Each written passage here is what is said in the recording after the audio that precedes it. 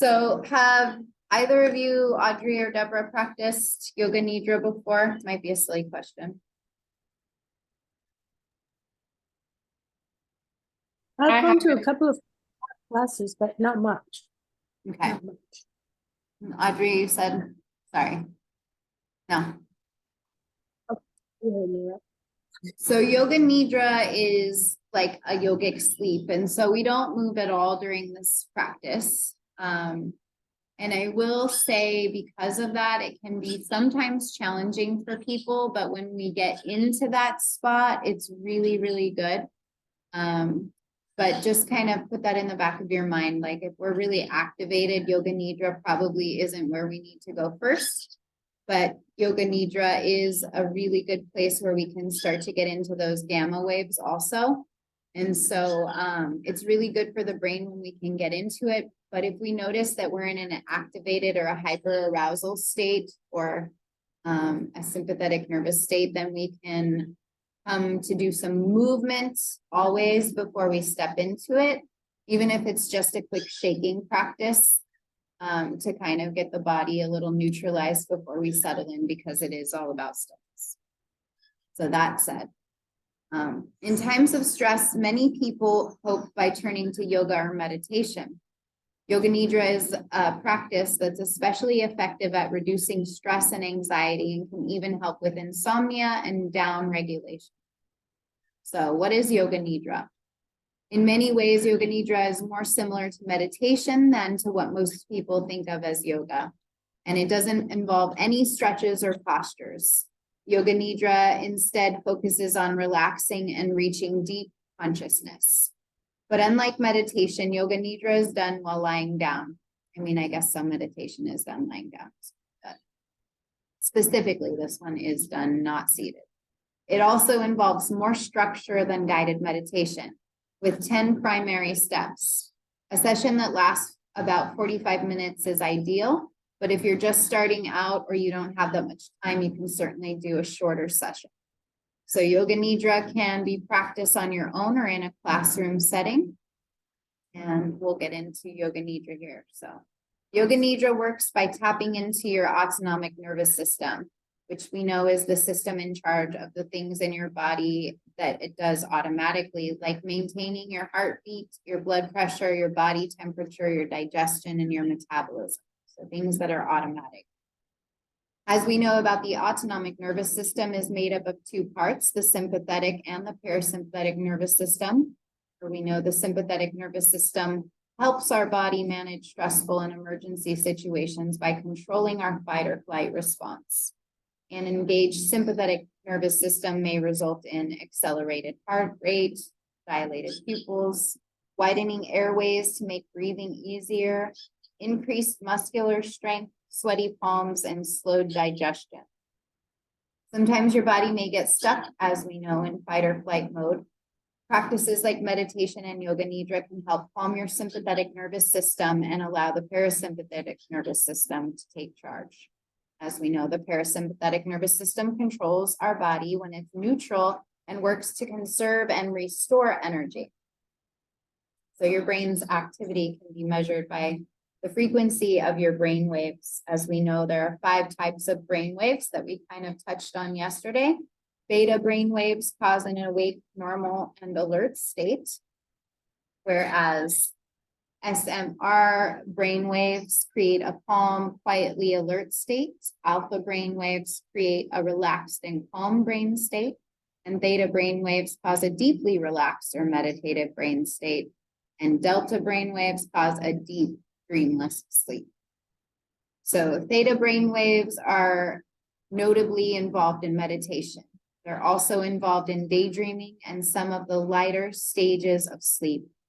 Yoga Nidra allows you to access delta brain waves, which are responsible for healing and restoration that happens in your body during deep sleep. So activating delta brain waves during Yoga Nidra allows your mind and your body to rest while you're awake. Yoga Nidra also activates the pineal gland. And the pineal gland is a tiny gland about the size shape of a pea that sits on the top at the top of your brainstem. It's part of your endocrine system, which secretes hormones. And the main job of the pineal gland is to control your circadian rhythm, otherwise known as your body's sleep-wake cycle.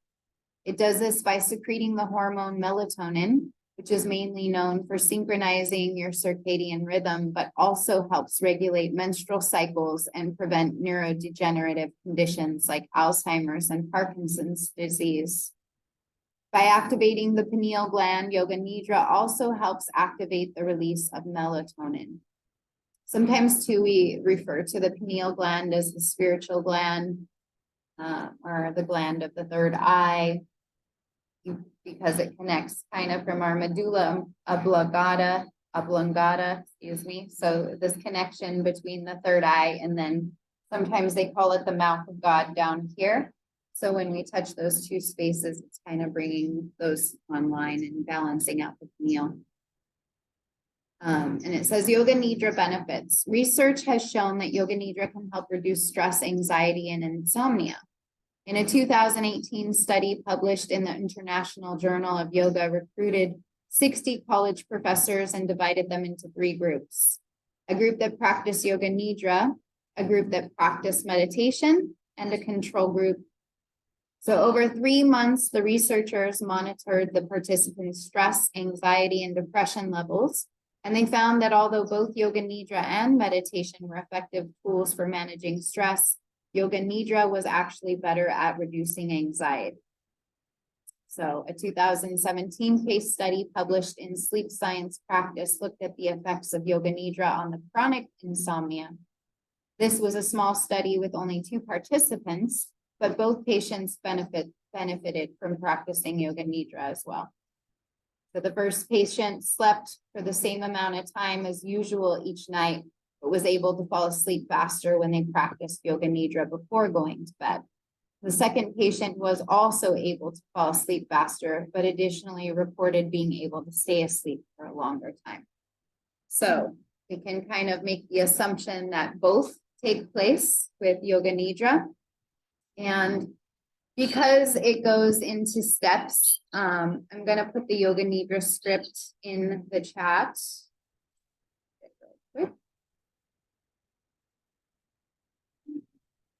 What is the pineal gland again? The pineal gland, Yeah. it's a gland that sometimes we refer to as our spiritual gland, but it's also responsible for sleep and melatonin.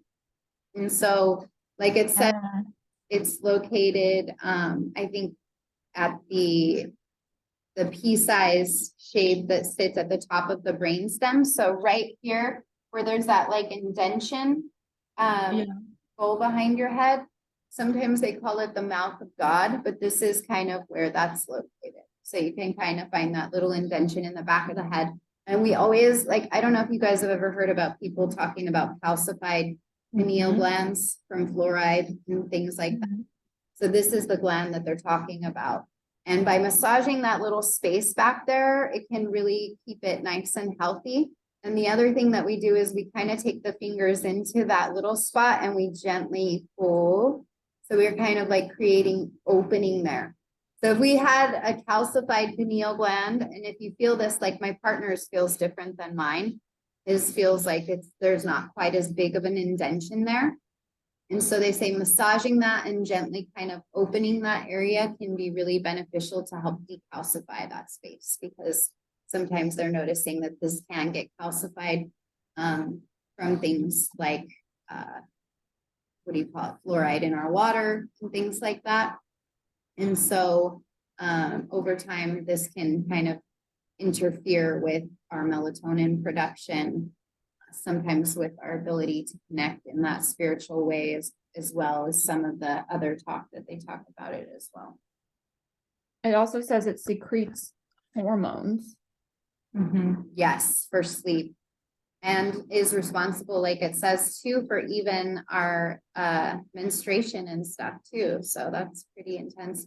But also think about how much sleep affects that as well. All our hormones in our body too. So if melatonin is helping to regulate our sleep also, then that would have such a huge effect on not even just the reproductive systems, but all of our systems too. It's part of the endocrine system. Uh-huh. So endocrine gland. All of the Is that like systems, right? third eye, right? Oh, it's Yeah. crazy. It related to Alzheimer's and Parkinson's diseases, like Exactly. many people. Exactly.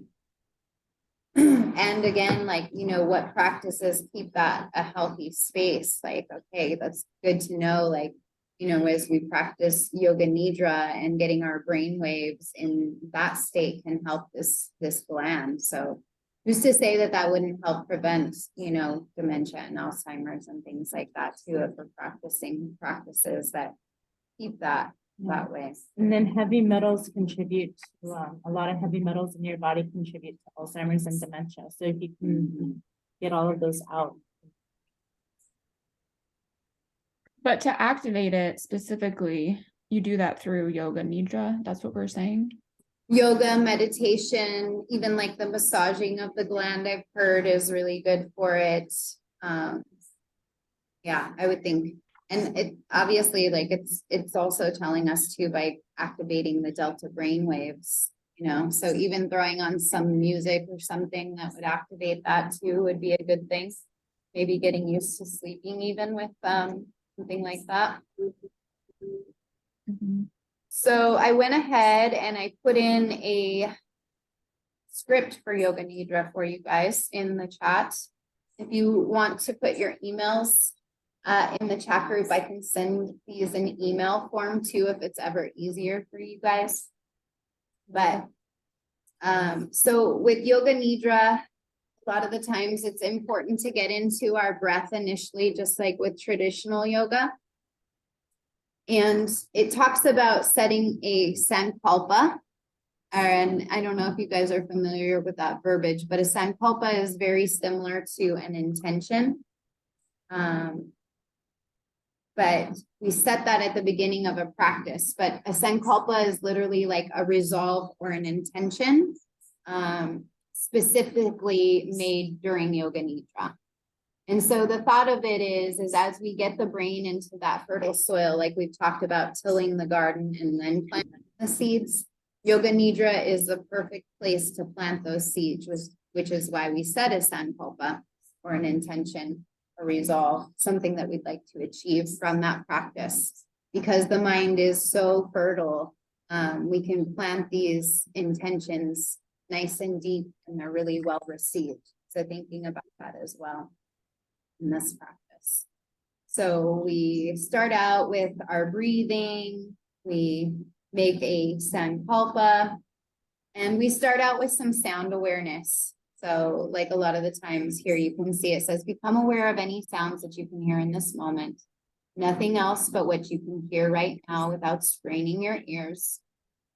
And then you start to focus on the most distant sound, and then you start to move your attention from sound to sound without having to label the source, but we just start becoming aware of sounds. And then we start to come closer and closer. So what it's doing is it's starting out here, it's starting with the breath, starting with the sankalpa, starting with sounds, and then we start to bring our attention and our focus closer, closer, closer until we start to go internal. So now we've had the sound awareness, and then we pause, and then we start to hear the sounds closer to us. So we're bringing that closer to, like, now I can maybe hear the breath in my lungs. Now I can maybe hear my heartbeats. So now we've moved from out to in, and then we start to visualize the room, the space that we're in. We start to visualize where our bodies are in correlation to this space in our mind's eye.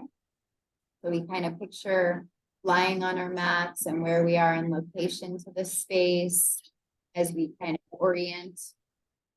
And then we have a little pause to allow for that awareness. And then we come back into a natural, spontaneous breath. So we started out with a guided breath. We started out with distant sounds. We brought them closer.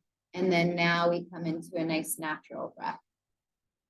Once we've done that process, then we start to set our sankalpa, our intention, and then we repeat it 3 times mentally. You guys have the script, so feel free to read it. Sometimes when I do a yoga nidra, I will just read through a script too, because there is a specific formula for it. And so it does follow this. So then we start after our sankalpa, we start to going on a journey of awareness through the body. And so what we start to do is we take them through each body part. And the reason that we're doing this is because we don't want them thinking, right? And so if we're giving commands and focal points, then hopefully they're going to those instead of letting the mind wander. So that's the whole point. It's almost like we're training the mind to do what we want it to do by giving it simpler commands. So as we come into our systematic awareness, we start to go through each body part, and literally this script walks you through all of it. So it'll be like, come and start to focus on your right hand thumb, your second finger, your third finger, your fourth finger, your fifth finger, the palm of the hand, the back of the hand. So you can like hear as it's leading you down into these kind of meditative states. We're bringing you to focus on the body. And this one has you starting with the right side, and then it moves you to the left side. And then it goes to the back of the body, and then to the front of the body, the feet. And so after we move I have through, a question. yeah. Sorry. So are they just, what exactly are they doing? Are they just noticing? Are they looking for something? Are they exploring the interior landscape of the muscles and bones and tendons? Just and bringing what are they doing? awareness, just bringing awareness to it, like a focal point. Sometimes I'll tell people, like when I'm guiding it, just to relax that spot of the body too, like to picture it softening or relaxing. If we want to give a command, we can do that, or we can just tell them to focus on it. Like just focus on it, bring your awareness to it. Like we're aware we have a right thumb, we're aware we have an index finger. So we're not having to think too hard, right? Like it's just like, Yeah, I was just, yeah, good question. so it's just awareness, like, okay, yeah, I'm tuned in to these parts. I'm not judging or curious. It's just gentle and Right. present. And with everything with Yoga Nidra, that's what we're trying to do, because we eventually move into like naming random things. And so we don't want people to like overthink it, but just to like picture it almost in their mind's eye. Like there's my right thumb, there's my index finger, there's my middle finger, there's my elbow. So awareness, I would just say, don't go too deep. I want to teach one of those classes. I think I I could know. put people this. It's so healing. It's so healing. So good. But I think too, some people, the people, right, who have a hard time sitting still, this is going to be challenging for them. So, you know, we have compassion. This is like an hour flow. That's about how long I teach a yoga nidra, but there are plenty of yoga nidras like on YouTube that are like 10, 15, 20, 30 minutes long. So it doesn't have to be an hour. And then after we move through the whole body with that awareness, then it says, start to show me that you're awake by moving your right toe. And then it brings you back into breath awareness. So we're coming back into a nice guided breath as we are aware of the breath. And then this one starts to take you through a countdown, where it says like, now we're going to focus mentally on saying the number 9 in your head as you inhale, and as you exhale, repeat the number 9 to yourself. Inhale, focus on the number 8, exhale, focus on the number 8. So you continue to count all the way backwards as you do this. Inhale for 9, exhale for 8. Inhale for 8, exhale for 8. Inhale for 7, exhale for 7. And so we take them through that, and then we give them a long pause. And we tell them to do it mentally too. So again, they're just focusing on a number so that they're not thinking. And then we can tell them to, if you lose track of the count midway, just start and begin from 9 again, start over. Then we give them a little pause and we check in with our consciousness. It says, be sure that you're listening to me. make sure that you're not asleep. Gently guide yourself back to the sound of my voice. You can say this throughout the script or throughout the meditation. If you find yourself wandering, gently guide yourself back to my voice.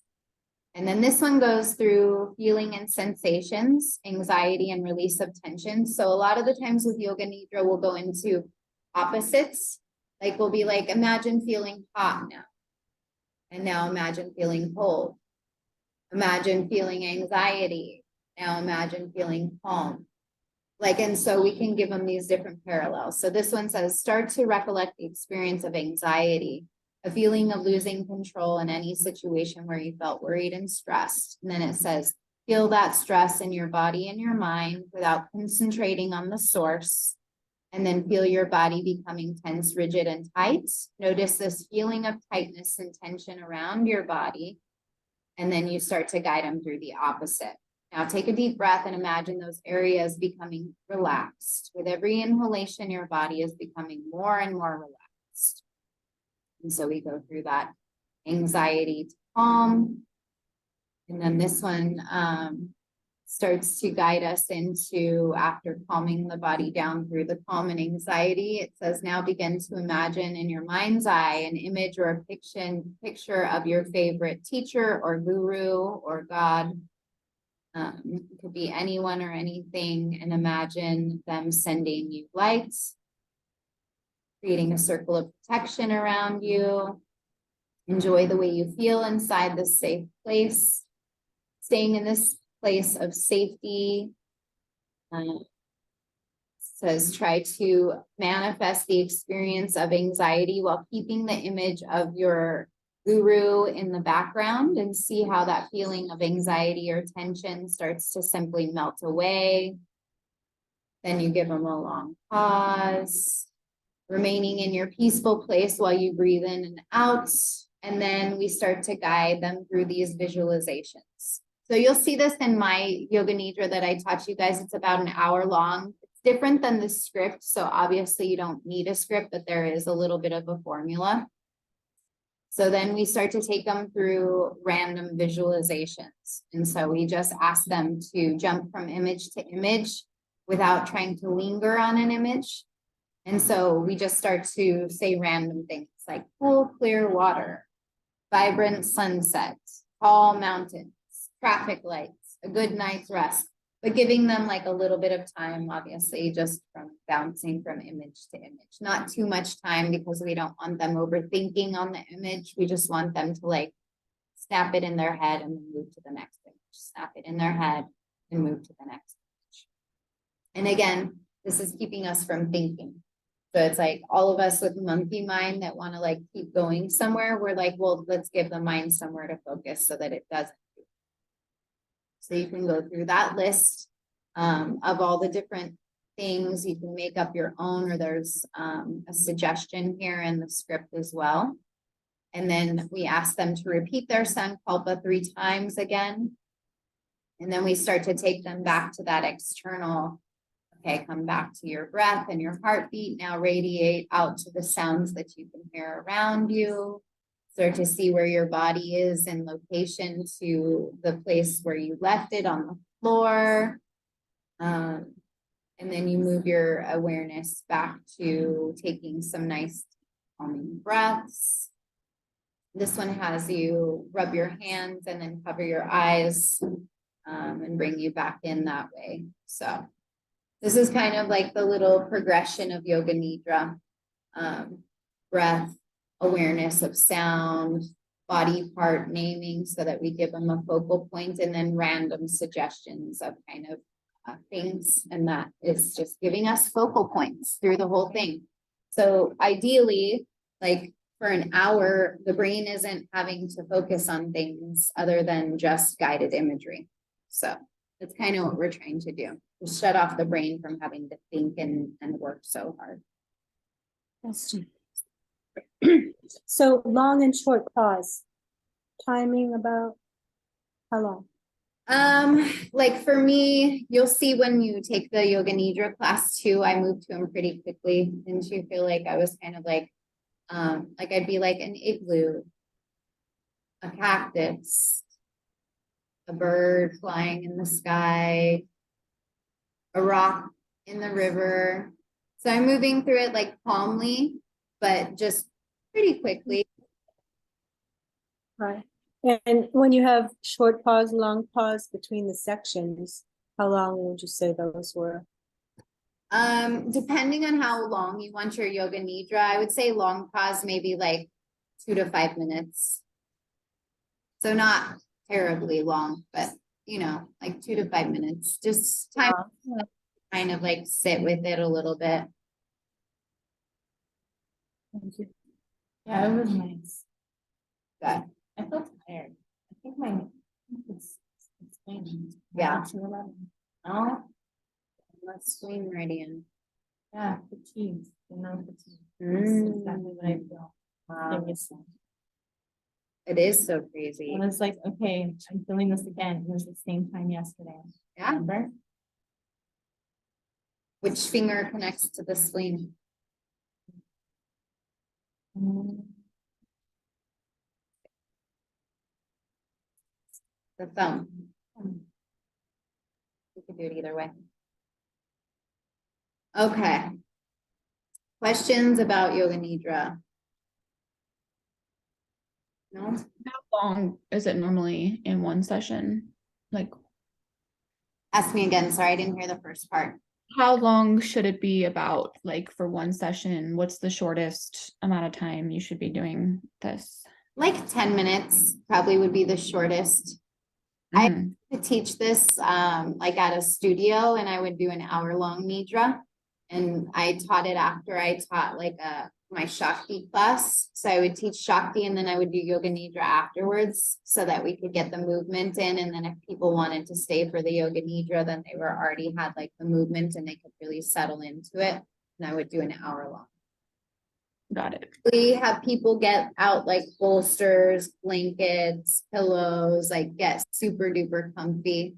Also, you can tell them too, they don't have to lay on their back. They can lay in any form really that makes them comfortable while they move through it. And if they need to move, like roll on their side or something while they're practicing, no big deal. Okay. So do people fall asleep and also how do you kind of get them back to get up and leave?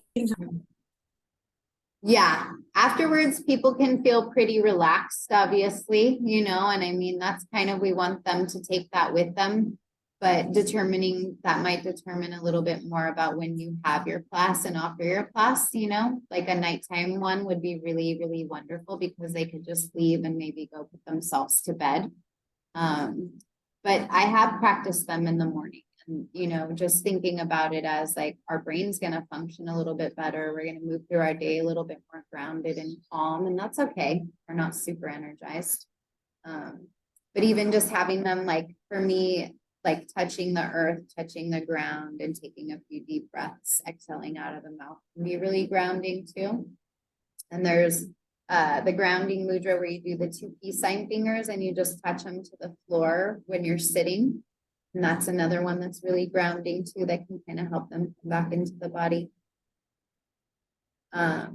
Yeah. But this practice is so, so nice. Like, I hope you guys enjoy the practice when you do the next one. It's just really calming. For me, I always feel like it goes by really quick. Like, I'm like, that was an hour. And Yeah, I felt yeah. like that actually. Yeah. Because I was like, when at first I was like, man, this is gonna be a long time just laying here, you know? And I was like, it's okay, it's fine. And then when I got into the thing, when you're like, oh, lay on your, roll over on your right side, I was like, wow, we're done. Oh, really? Yeah. I was like, it's been an hour. So that was thinking, wow. Yeah. Okay. So that's the good part, is like it usually is that. And for me, I'll usually, to keep people awake and from falling asleep, I usually will just say, come back to my voice. You know, and also you can have them like halfway through. I think it says wiggle your right toe or something like that to let me know you're awake or something. So you can give them little cues like that throughout too. That'll just help them to make sure they're staying awake. But if somebody falls asleep, I always say that's divine too. Maybe they really needed that in the moment. But, you know, when we start out the practice, really just letting them know, like, we are trying to stay awake. So if you find yourself dozing off, just guide yourself back to my voice and the commands is usually what I do.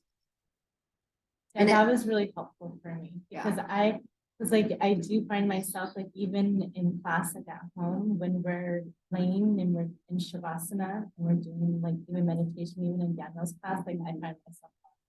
Yeah. Yeah. And I mean, sometimes that's also what we need. Yeah. So I do always tell people, like, no shame if you do fall asleep at all. So this is Yoga Nidra. I really, really love this practice. But again, even though it's a down regulating activity and it has so many healing benefits, for somebody that's activated and in hyper arousal, it's going to be really challenging for them to come into this. So if you're working with someone directly and you're going to do something with them, like, you know, you could even maybe tap or shake before you did this practice. If they were in an activated state, and just give them permission. Like, you know, if you are activated and you need to get up, like, honor that for sure, for sure, for sure. Because there's nothing worse than when you're activated feeling like you have to sit still.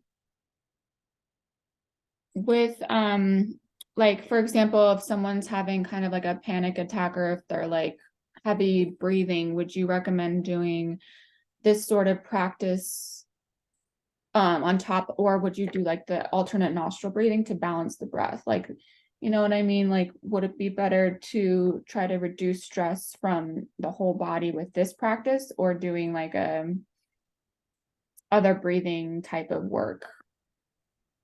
I mean, alternate nostril breath is always really good for bringing us back into it. The other thing, like, I think today what I started it with was Brahmari. So like, remember yesterday, it was like, this breath can calm us down and prepare us to enter meditation. So like, that was one that I brought in, was like with the intention of like, all right, I already know this is probably going to be challenging for some of us. And so we'll Brahmari out to calm and prime the brain before we step in. So that would be a good one too. Okay. Deborah, Also, if someone is hyperventilating, someone's hyperventilating, they have way too much oxygen. They need more carbon dioxide. So Mhm. that's like inhale for 4, exhale for 8 is doing exactly that. it's funny because that's the breath that we did today also. You guys are so Yeah, I use that all the time in my class when I'm trying to get people to increase their flexibility without this. So that's why I get a little confused. I'm like, oh shit, no, hold for 7. Yeah. Because I'm seized. But think Exactly. about when someone's hyperventilating, they give them a paper bag. Yeah. Because oxygen they're exhaling turns into carbon dioxide, and then they start inhaling more carbon dioxide. Yeah. That's what causes. Wim Hof. So the Wim Hof breath that we talked about, like literally the breath is replicating hyperventilating. And so this is like why sometimes it can be like a dangerous practice, because it's an upregulation breath. But what his method is activating the nervous system so that we can train it to be calm. And so it's a very advanced practice that I would only teach probably in the teacher training. I wouldn't hand it out to someone with trauma that just on random, unless they had like a full understanding of what we were attempting to do with the breath. But he does just that. So he replicates the hyperventilation breath he'll have you do for about 30 seconds.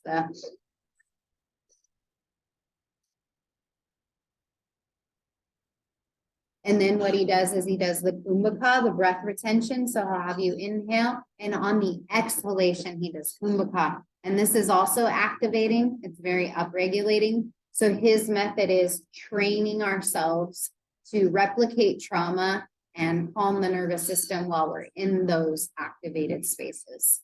So it's a great tool, but it's also dangerous if we don't have enough information about it, is kind of how I feel about it. And same with Kundalini. That's why, like, again, they call it sometimes like the most dangerous yogas, because it starts to have that same kind of effect in the body and we are upregulating.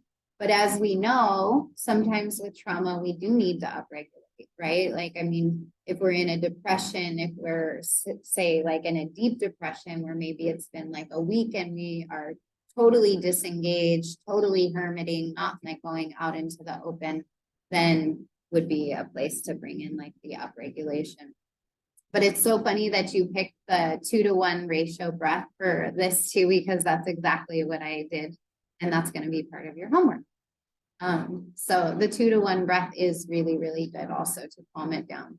Brahmari, 2-to-1 breath, I would say before practicing Nidra would be ideal. Yeah.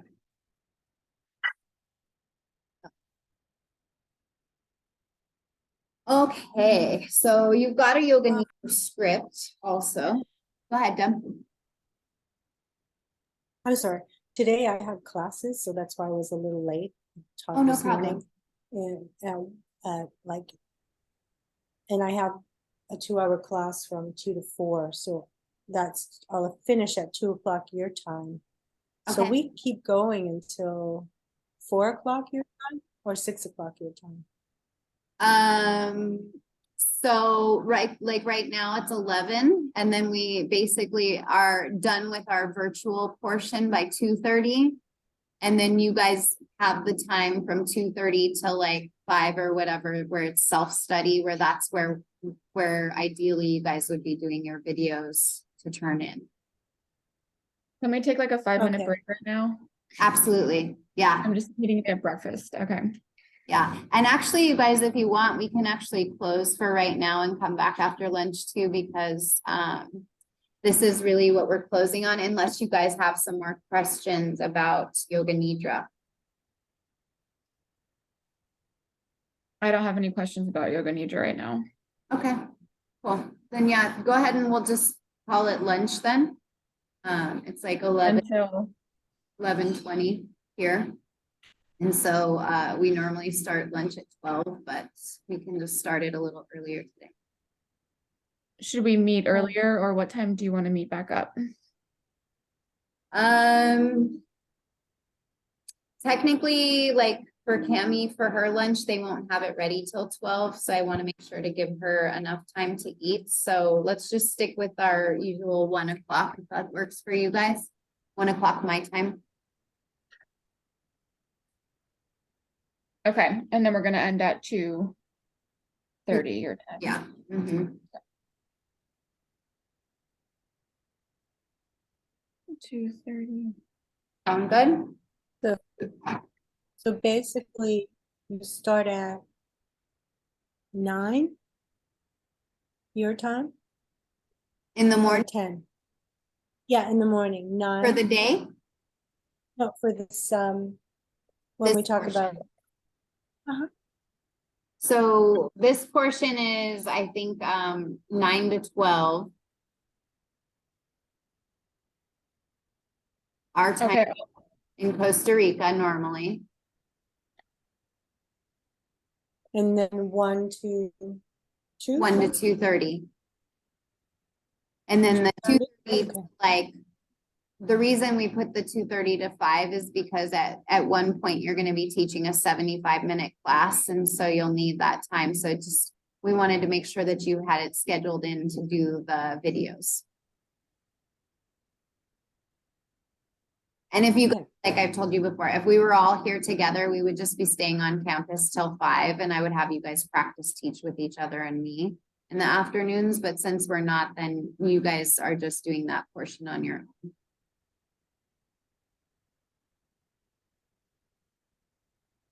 Okay. sounds good. I will be back online at So I probably won't get Sounds good, back. Audrey. Go ahead. Okay, I might be able to get back for the last half hour, 45 minutes probably, but Okay, I'll cool. be gone. And if not, I'll make sure to record it and then you can watch and we'll be thinking of you while you're gone, sending you love. Yeah. Thank you, ladies. Ah. Okay, guys, see you shortly. Okay, see you soon. Bye, ladies. Bon appetit. Gracias.